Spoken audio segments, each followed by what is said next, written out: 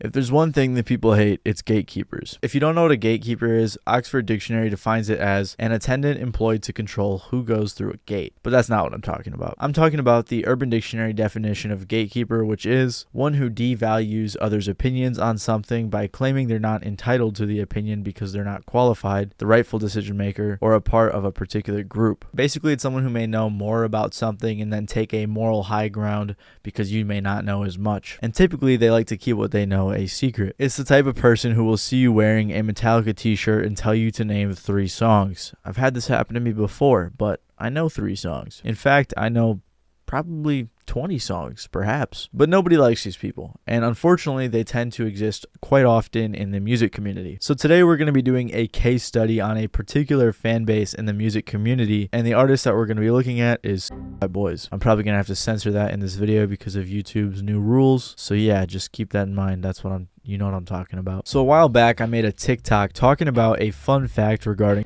Uicideboy Boys, and notice how I said fun fact because it was supposed to be fun. I didn't know how well known it was, but I figured only big fans would know it, and the fact was that Scrim produces under the alias Bud Dwyer, and that Bud Dwyer is a politician who committed suicide during a press conference. I got about 60,000 likes and a bunch of people telling me that they didn't know it, so obviously it wasn't super ultra well known, but the Boys fans were being huge dorks in the comments. The majority of the comments were, "Old news, how did you not know this? OMG, you're so smart. If you didn't know this, then you're not paying attention," and a bunch more dumb stuff like that. And the issue is that I don't think these people realize that casual listeners exist, like the normal people who just listen to random songs from random artists that they like, and that's how most music listeners are. So hating on people for being new fans or finding out new information is just really weird to me. One comment in particular said, "Please don't do another Boys video since you clearly aren't a true fan and just trying to get more views since they are rising in the rap game right now." This is dumb on a few levels because, one, I've known about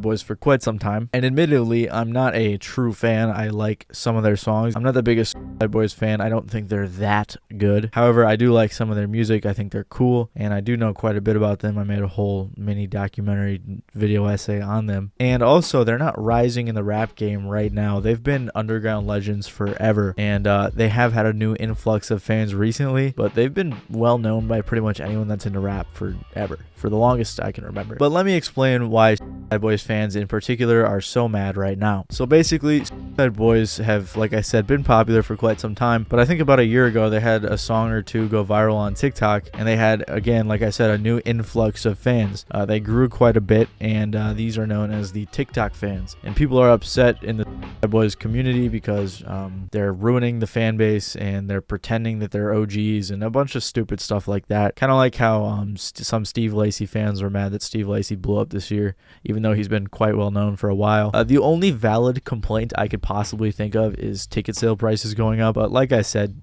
Boys are pretty well known. And I can get why you would kind of want to keep an artist you like small, because it's like that unique thing that only you know about and you're so special and cool because you know about it. But I've been a fan of a lot of artists that have blown up recently. For example, Eric DOA, Killswitch, and Ty Fontaine are a few artists that I've been on super early in their careers, and seeing them grow has not upset me at all. I've been happy for them. Like, oh cool, more people get to listen to your music, you get to make more money, and I get to see my friends and family enjoy music that I like. That's just cool to me. I don't know how people don't like this. So in my opinion, it's pretty immature to gatekeep. And I'm sure the artists themselves are not too happy when they find out that so-called OG fans are trying to scare away the new fans because they're new. I just personally can't understand why old fans are not happy to see their favorite artists grow. The artists are getting more money, they're getting bigger shows, and most importantly, they have more people to enjoy their art. And I know for a fact that Boys would think that the majority of these fans are lame. They would not like any of these nerds if they met them in real life, especially if you gatekeep like this. And I know this because Ruby even tweeted it, probably in response to my TikTok. You know, I'm sure he's scrolling through TikTok and he saw my TikTok and he saw the comments and he was upset about it. That's the only reasonable conclusion to come to. But yeah,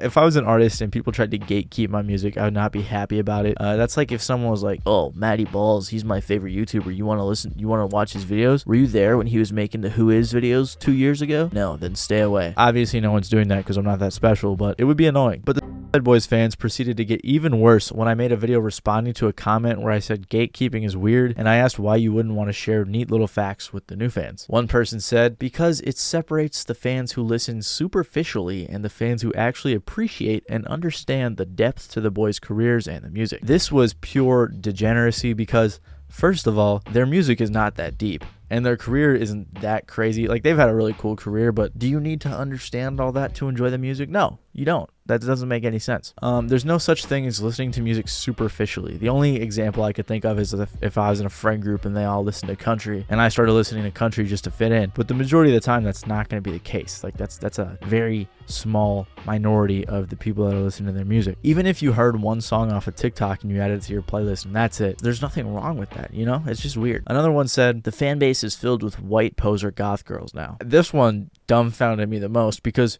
who doesn't want girls, especially goth girls? Who doesn't want goth girls in their fan base? What kind of comment is that? If you don't want girls in the fan base, you gotta have either a misogynist, you've never talked to a girl in your life. Like, why would you not want to go to a show and see a goth girl next to you? It doesn't make sense to me. And the top voted comment was, it's not that we gatekeep, we just don't want all the TikTok fan posers saying they're the same as us OGs who have been here since the start. First of all, that is gatekeeping. Second of all, I don't know why these people care so much, man. It's weird to care so much about a group of artists that don't know you and probably wouldn't like you if they met you, and keep away the posers. How can you be a poser fan? That just doesn't make sense. Like I said, the majority of music listeners are just casual listeners who listen to music that they like. It's never ever that serious. When it comes to diehard fans, they're usually the minority in the artist fan base. So if anyone is a weirdo, it's you. So yeah, this happens in every fan base, but I just wanted to look at this because this has dumbfounded me for ever since I uploaded to TikTok. I was so amazed at how many people really were bothered by this and were just in the comments being degenerates because I said a little fun fact. It was so harmless too. I don't understand how they could get angry off of a harmless video. And on top of that, you know, normally I try to be nice and spread kindness to people online, you know, do unto others as you would have them do unto you or whatever, the golden rule. But every single profile I clicked on of these commenters, they all looked like they smelled bad. And I'm not trying to hate or anything, but I'm just saying they looked like they smelled bad. If I went to a Suicide Boy show, if you guys have been to a Suicide Boy show, let me know, did it smell good in there? Like, normally it's gonna smell like BO, but it probably smelled worse than BO at a Suicide Boy show. And a lot of Suicide Boys fans are super cool. I made a video on them a while back and the fan base was super cool about it. They liked the video. It was a very detailed, well written, researched video. Everyone in the comments was super cool to me. A big fan page even reposted it. So I'm not hating on all their fans, just these weirdos who try to gatekeep. But I'm just surprised at the weird amount of nerds who think they're cool or unique because they know certain things about an artist that others don't know. So yeah, that's my little rant for today. Tune in next time for my next rant, which I might even film tonight because I gotta get some stuff off my chest. See you guys later.